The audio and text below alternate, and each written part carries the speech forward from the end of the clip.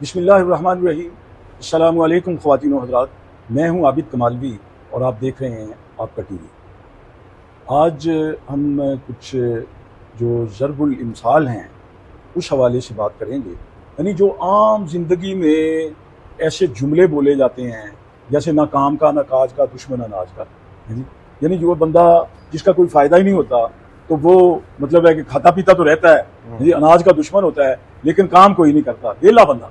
तो ये इस तरह जो है ना वो ज़रबुल, कई अशार भी ज़रबुल मिसल बन गए।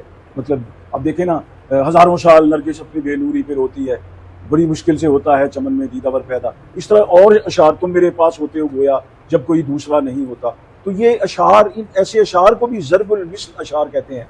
इस सिलसिले में हमने एक किताब भी मुरतब की थी ज़रबुल मिसल अशार की। तो आज इस हवाले से बात करेंगे। नदीम साहब, आज क्या है? जी सर, आज 9th क्लास में जो ज़रबुल इम्साल शामिल है, आज हम उन पर बात करेंगे जो निसाब का हिस्सा है। जी सर, इसमें जो पहली ज़रबुल मिसल है वो है आप काज महाकाज। आप काज महाकाज। महा का मतलब होता है बड़ा, बड़ी अहमियत वाला और बड़ा यानी नतीजा खेज जो है ना। कहते जो काम बंदे ने अपने हाथ से कर लेना ना, उसका कोई तोड़ नहीं है, उसका कोई जोड़ नहीं है, वो लाजवाब है। जो उसको पता होता है कि मैंने ये हंडिया में नमक कितना डाला है, मैंने ये मतलब है ये कोई चीज़ बनाई है, इसमें मैंने क्या डाला है, ये लकड़ी कितनी है, कील कितने लगाए हैं, मतलब पूरा उसको पता होता है। उस काम, वो काम बेहतरीन होता है जो बंदा अपने हाथ से कर लेता है। तो दूसरा बंदा उसमें कोई और मतलब है कमी पेशी कर सकता है। ये है इसका मतलब जो आप काम खुद कर सकते हैं, उससे बेहतर कोई काम, उससे बेहतर कोई काम नहीं। फिर सर दूसरी ज़रबुल मिसल है आ बैल मुझे मार। आ बैल मुझे मार मतलब कोई ऐसा काम करना, कोई ऐसी हरकत करना कि लोगों को खुद ही ये दावत देना कि वो आपसे झगड़ें, यानी झगड़े की फिजा पैदा करना, लड़ाई की फिजा पैदा करना, ऐसा माहौल पैदा कर देना कि लोग आपके साथ मतलब दस्तों गिरेबां हो जाएं। वो होता है। आप मतलब है एक बात है, वो किसी ने बात की है, कोई गलत बात की है, आप उस पर ऐसा रिएक्ट करते हैं कि उस बंदे को मजबूर कर देते हैं कि वो आपको थप्पड़ मार दे या आपको गिरेबान तक पहुंच जाए। इसलिए बेहतर यही है कि इंसान जो है ना उस अपने अंदर तहम्मुल पैदा करे और अपने अंदर जो है ना वो कुछ खद्दा पेशानी से जो है ना वो हर चीज़ का मुकाबला करे, हर चीज़ को देखे। सर, इसमें वो भी आ सकता है किसी को खामखा छेड़ देना ऐसे ही वो जैसे कहते हैं पंगा ले लेना। पंगा ले लेना, किसी का कोई नाम उल्टा रख देना, तो ऐसे ही। तो इसलिए बेहतर यही है कि जिंदगी में शाइस्तगी को जो है ना वो पेश नजर रखना चाहिए, शुस्तगी को, शाइस्तगी को, संजीदगी को। सर तीसरी ज़रबुल मिसल है सर, इसमें आप आए भाग आए। आप आए भाग आए।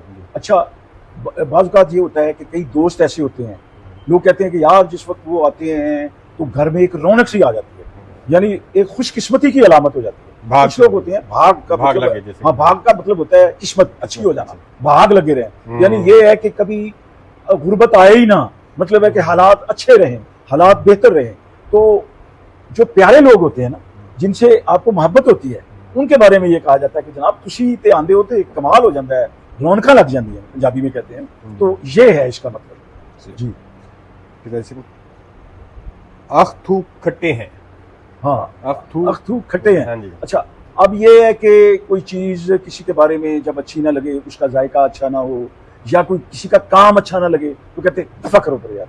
अख्थू का मतलब है कि थू थू करना, मतलब है किसी चीज़ को आप रिजेक्ट कर रहे हैं, ऐसे ही है सर। नहीं, इसका दूसरा वो है अंगूर खट्टे वाली बात, जो काम आप कर नहीं सकते आप। हाँ, बिल्कुल ये भी है कि एक काम है जो आपसे नहीं होता ना, आप कहते हैं नहीं ये अच्छा ही नहीं, ये तो अच्छा ही नहीं है, ये तो ठीक ही नहीं है। जो काम आप ना कर सके उसको काम कोई बुरा कहना। इसमें एक और भी ज़रबुल मिसल इसमें फिट आ जाती है, नाच ना जाने आंगन टेढ़ा। वो नाचना आता नहीं होता, वो कहते हैं जी ਤੁਹਾਡਾ वेड़ा जो है, आपका जो आंगन है, जो आपका शेन है, वो तो ऊंचा नीचा है, हालांकि वो ठीक होता है, प्लेन होता है बिल्कुल, लेकिन ये है कि वो मतलब है कि आता खुद नहीं काम और नुक्स जो है ना वो दूसरे में निकालना। ये है जी। आदमी का शैतान आदमी है। आदमी का शैतान आदमी है, यानी शोबत, बुरे बंदे की शोबत उसको खराब करती है, अच्छे बंदे की शोबत उसको अच्छाई की तरफ लाती है। इसलिए इसमें यह है कि जो बुरा आदमी है ना, अगर बुरी शोबत में आप बैठे हैं, वो आपके साथ जो है ना वो आपका शैतान ही है, क्योंकि आपको वो बुरे काम पे लगाएगा। ठीक हो जी। आसमान से गिरा खजूर में अटका। आसमान से गिरा खजूर में अटका, इसका मतलब ये है कि बंदा जैसे दरिया में गिर जाए और वो किसी तरह लहरें उसको जो है ना वो किनारे पे लगा दें, किनारे पे वो आ जाए।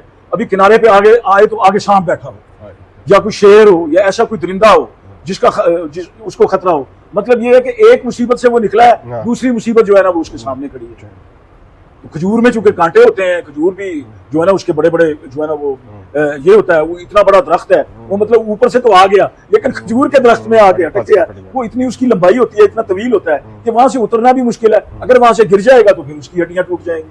तो ये है इसका मतलब, एक मुसीबत से निकला है, दूसरी मुसीबत उसके आगे खड़ी है। सर आज का काम कल पर मत छोड़ो, ये तो बड़ी मारूफ बात है नदीम साहब, ये कि आज का काम कल पे नहीं। कुछ कहते चल कल हो जाएगा, नहीं, इंशाल्लाह भी नहीं कहते। तो ये तो मतलब है कि हमारा दीन भी कहता है कि अगर हमने कोई काम डालना हो मसरूफियत की वजह से या कोई जवाब हो आपके पास, तो आप यही कहें कि कल इंशाल्लाह मिलेंगे, कल इंशाल्लाह करेंगे। चूंकि हर काम जो है ना वो अल्लाह के हुक्म से और अल्लाह की मर्जी से होता है। तो इसलिए बेहतर यही है कि जो आज का काम जो आज करना है, दफ्तर की जो फाइलें निकालनी है, आज की जो पढ़ाई है, आज का जो स्कूल का काम है बच्चों का, वो आज ही कर लिया जाए। अगर आप कल पे छोड़ देंगे तो जाहिर है क्लास में आपको टीचर जो है ना वो मतलब पूछेंगे और सबके सामने आपकी पिटाई भी हो सकती है, और आपके साथ जो है ना वो टीचर पूरा मतलब है कि आपको वो भी कह सकते हैं कि ये सुस्त है, ये मतलब है काम चोर है। तो इसलिए बेहतर यही है कि जो आज का काम है, जिसको आज होना चाहिए, उसको आज के दिन में ही कर लेना चाहिए। फिर इसका एक थोड़ी सी और भी है कि आज का काम कल पर इसलिए भी नहीं छोड़ना चाहिए, फिर काम दुगना हो जाएगा। अगर मैंने आज स्कूल का काम मिला है, मैंने आज अगर 2 पेज लिखने हैं तो कल वो 2 के पेज आज के और कल के 2 पेज वो 4 पेज करने पड़ेंगे। बिल्कुल, इसलिए आज का काम आज पर करें, आज पर करें। बिल्कुल ऐसे ही जी आगे ठीक है। अकेला चना क्या भाड़ फूटेगा? अकेला यानी इसमें यही है कि अकेला आदमी जो है, अगर एक काम है, वो जो कहते हैं ना 1-1-2-11, वो क्या 1-1-2-11 में आ रहा था, यानी जो 2 बंदों ने मिलकर काम कर लेना है वो मतलब है बड़ी जल्दी हो जाएगा, उसमें टाइम की बचत है, उसमें काम भी बेहतर होगा। मिसाल के तौर पे एक काम है कोई, मैं उसको मतलब है मेरे से कोई नुक्स रह जाता है, अगर मेरे साथ कोई मेरे उस काम में कोई शरीक कार है, वो कहेगा नहीं जी एनु इस तरह कर लेंगे, इसको इस तरीके से कर ले तो बेहतर होगा, वो मेरी भी समझ में आ जाती है कि हाँ ये ठीक ही कहते हैं। इसलिए जो 2 बंदे जब कोई काम करते हैं वो एक तो बड़े वक्त पे हो जाता है, दूसरा ये है कि काम की क्वालिटी या चीज की क्वालिटी जो है ना वो बेहतर हो जाती है। जी सर अगला भी इससे मुतलका है 1-1-2-11 जिसका हम हाँ वो अच्छा वो आ ही गया। चलो 2 आदमी मिलकर, हाँ 2 आदमी मिलकर जो है ना वो अकेले की निस्बत ज्यादा एक पावर बन जाती है, एक ताकत बन जाती है। वैसे भी अकेला जो है ना 2 हो, मसलन आप सफर कर रहे हैं, चलो यही इसी हम जरबुल मिस्र वो ले लेते हैं, आप सफर कर रहे हैं, अब एक प्यास लगती है आपका, अगर आप अकेले हैं, आपके पास सामान भी है, तो आप पानी लेने के लिए जाते हैं या पानी पीने के लिए कुछ फासले पे जाते हैं, आप सामान उठाकर जाएंगे, जाहिर है उसकी भी आपको तकलीफ होगी, आपके एक बोझ है। लेकिन अगर एक साथी है उसको आप सामान की निगरानी पे खड़ा कर जाएंगे, आप खुद वो चीज या खाना लेने जाना है या कोई और चीज है, तो बजाय इसके कि आप सामान को साथ साथ घसीटें, एक बंदा जो है ना वो आपका जो हम सफर है वो सामान की निगरानी पे रहे, दूसरा खाना ले आए, पानी ले आए या जो भी जरूरत है, या टिकट लेनी है तो वो एक सामान के पास हो जाए।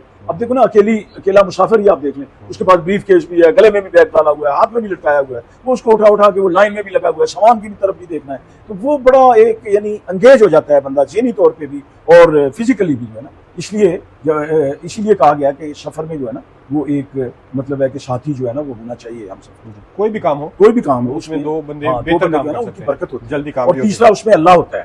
तो ये है सर आज का मतलब है जो है उसमें आखिरी जो आज हम कर रहे हैं उसमें आखिरी है जी, एक मछली सारे जल को गंदा करती है, सारे जाल को गंदा करती है। जाल अच्छा, अब ये हाँ, अब ये कि एक जो बुरा आदमी है ना उसकी सोबत, यानी इसमें 4 आदमी ठीक हों, 4 आदमी नेक हों, एक आदमी उसमें बुरा है, तो जाहिर है उसके ज़हन में बुराई है, बुरी बातें आएंगी, तो वो उस पूरी महफिल का जो जायका है, पूरी महफिल की जो एक अच्छा एक वकार बना हुआ है, इमेज बना हुआ है, उस एक आदमी की वजह से वो खराब हो जाता है।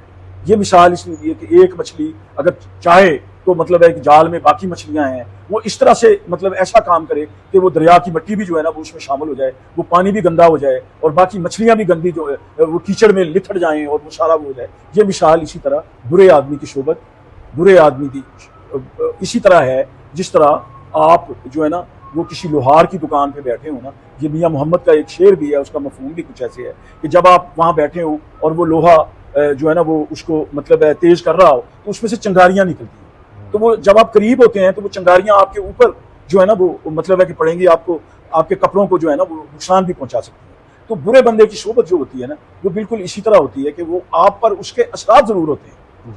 तो ये है हमारे आज के इसमें जिस तरह सर कहते हैं कि भी वो खानदान में कोई एक बुरा बंदा निकला है जो चोरी करता हो, तो वो खानदान पूरा बदनाम, उसकी वजह से पूरा खानदान बदनाम। और किसी बच्चे की शादी करनी है, वो कहते हैं यार वो तो उनका तो फलां चोर है, वो फलां जो है ना वो डाकू है, वो फलां जो है वो तो बेईमान है, वो मिलावट करता है। वो ये चीजें होती हैं। जिंदगी में अच्छे काम जो होता है, एक फिजा बनती है हर बंदे के बारे में ना, उसको नहीं पता होता, लेकिन ये है कि उसके बारे में, उसके मोहल्ले में, उसके शहर में, उसके वार्ड में, उसके घर में उसका ये होता है। अब कई एक घर में 10 अफराद हैं, उसमें जो है ना वो जो बुरा होता है ना, वो अगर उसकी बात करें कि ये फलां काम पे उसको भेज दें, तो वो कोई बड़ा कहेगा तो यार वो छो, उसने जाके तो वो उधर बैठ जाना है, या उसने तो वो मतलब है बीच में से पैसे खा लेंगे। तो ये एक शोहरत बनती है। इसलिए कोशिश यही करनी चाहिए कि आप ऐसे काम करें, आप ऐसा अमल करें कि जिससे आपका वकार, आपकी शोहरत और आपका जो उठन बैठ और आपकी जो बाहर फिजा है वो एक अच्छी हो। तो आखिर में हमारा यही पैगाम है कि अपने इर्द गिर्द का और प्यारे वतन पाकिस्तान का बहुत ख्याल कीजिए। पाकिस्तान को अपनी दुआओं में हमेशा याद रखिए। बहुत शुक्रिया।